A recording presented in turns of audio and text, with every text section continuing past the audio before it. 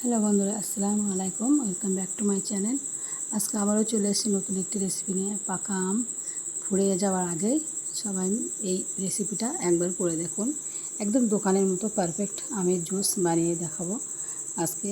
আপনারা আমি যেরকম পদ্ধতিতে বানিয়েছি এরকম পদ্ধতিতে বানালেই কিন্তু একদম পুরো পারফেক্ট দোকানের মতো আমের জুস তৈরি হয়ে যাবে।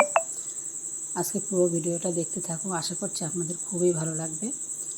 অবশ্যই আপনারা পুরো ভিডিওটি দেখবেন, আর ভালো লাগলে অবশ্যই লাইক কমেন্ট শেয়ার করে দেবেন আর সাবস্ক্রাইব করে দেবেন অবশ্যই। আর কমেন্ট করে জানাবেন যে ভিডিওটি কেমন লাগলো। দেখুন, আমি পুরোপুরি 3টে আম নিয়েছি, 2টো গাছ পাকা আম। একদম পুরো গাছ পাকা আম নিতে হবে, কার্বাইটের আম নিলে হবে না, ওটা কিন্তু একটা অন্যরকম গন্ধ বাড়ায়। ওই জন্য এটা পুরো গাছ পাকা আম নিতে হবে। আর একটি ডাঁশা মতো আম নিয়েছি, আর কি একটু টক টক লাগবে সেই ভাব। একটি কাঁচা আম আর 2টি গাছ পাকা আম নিয়েছি।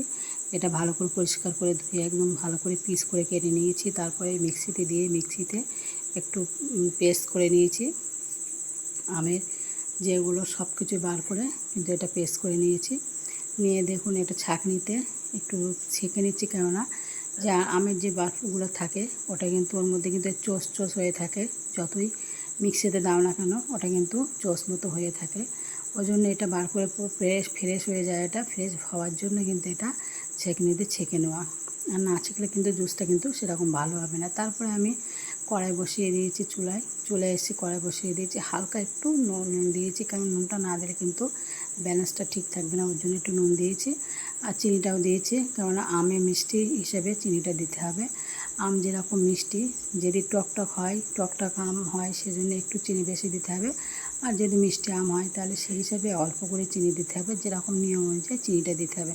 আর একটু কালার সুন্দর করার জন্য একটু অরেঞ্জ কালার, ফুড কালার দিয়েছি, যার জন্য কালারটা একটু সুন্দর হওয়ার জন্য দিয়েছি। ভালো করে এরকম নাড়াচাড়া দিয়ে ভালো করে ফুটিয়ে নিতে হবে। যখন দেখবেন যে কড়াই এরকম লেগে যাচ্ছে, পুরো পাঁপড় হয়ে যাচ্ছে, তখনই কিন্তু আমের জুসটা পারফেক্ট হয়ে যাবে। তারপরে এর মধ্যে কিন্তু পুরো গাঢ় হয়ে গেছে, পুরো জাল করা হয়ে গেছে, খুব সুন্দর একটা সেন্ট বার হচ্ছে। এর মধ্যে কিন্তু পানি দিয়ে পাতলা করে নিতে হবে, যেরকম প্রয়োজন সেরকম পানি দিয়ে পাতলা করে নিতে হবে। যেরকম আমের জুস বানাই ঠিক ওরকম করেই হবে। দেখতেই তো পাচ্ছেন আমি গ্লাসে ঢালছি, দেখুন দেখতেই পাচ্ছেন কত সুন্দর আমের জুসটা বানিয়েছি। আপনারা কিন্তু এভাবে 2-3 মাস ফ্রিজে রেখে কিন্তু খেতে পারবেন। যখন দরকার পড়বে তখনই এটা বার করে পানি মিশিয়ে খেয়ে নিতে পারবেন। আমি এখনই খাবো বলে তার জন্যে এটা পানি দিয়ে আইস দিয়ে দিয়েছি। আইস দিয়ে কিন্তু এরকম খাওয়া যাবে সঙ্গে সঙ্গে। দেখুন বোতলে ভরা আছে। ভিডিওটি এই পর্যন্ত থাকলো। আল্লাহ হাফেজ।